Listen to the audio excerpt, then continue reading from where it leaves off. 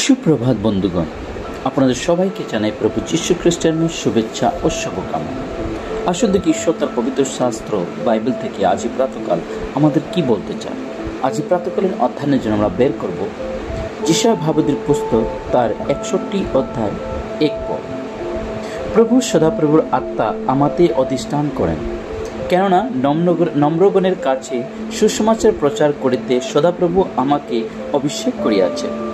তিনি আমাকে প্রেরণ করিয়াছেন যেন আমি ভগ্ন অন্তঃকরণ লোকদের ক্ষত বাঁধিয়া দিই, যেন বন্দী লোকদের কাছে মুক্তি ও কারাবদ্ধ লোকদের কাছে কারামোচন প্রচার করি।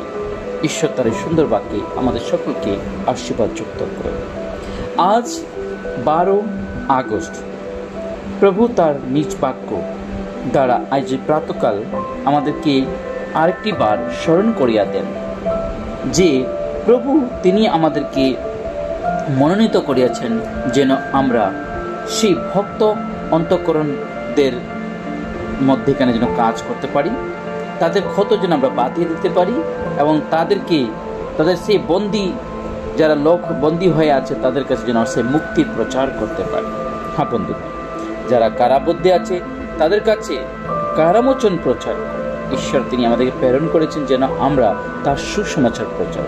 হ্যাঁ বন্ধুগণ, সদাপ্রভু তিনি তার পুত্র প্রভু যীশু খ্রিস্টকে সেই স্বর্গ থেকে পৃথিবীতে পাঠিয়েছেন যেন তার আত্মাতে পরিপূর্ণ হইয়া তিনি যেন ঈশ্বরের সুসমাচার প্রচার করিতে পারেন এবং তিনি সেই সুসমাচার অধিকার, সেই সুসমাচারের ভাগ তিনি আমাদেরকেও দিয়ে গেছেন যেন আমরা সেটা যেন প্রচার করতে পারি।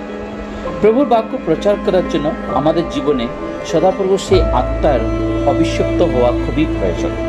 তাই আজই 12 আগস্ট এই সকালবেলা আসুন আমরা একটি নির্ণয় নিই যেন আমরা সেই সদাপ্রভু আত্মাতে যেন অধিষ্ঠান করি এবং সেই নম্রগণের কাছে গিয়ে যেন সুসমাচার প্রচার করি এবং সদাপ্রভুর যেভাবে আমাকে অভিষেক করিয়াছেন, তিনি আমাকে প্রেরণ করিয়াছেন, যেভাবে তিনি সেই ভগ্ন অন্তঃকরণ লোকদের কাছে ক্ষত বাঁধিয়া দেওয়ার জন্য তিনি কথা বলেছেন, সেই বাক্য যেন আমরা লোকের কাছে দিতে পারি। লোক যেন প্রভুকে জানে, প্রভুকে বিশ্বাস করে প্রভুর পথে যেন ফিরে আসে। আসুন আমরা সেই সুসমাচারের বাণী লোকের কাছে নিয়ে যাই। আসুন মিলে প্রার্থনা করে আমাদের জীবনকে প্রভুতে সমর্পণ করি।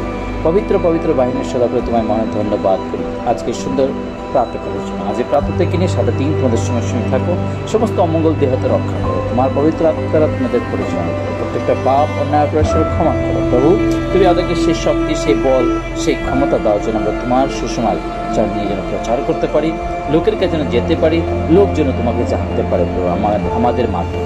প্রভু তোমার হস্তে জীবনকে সমর্পণ, এই ক্ষুদ্র প্রার্থনা যিশু তোমার পবিত্র নামে চাই, আমেন।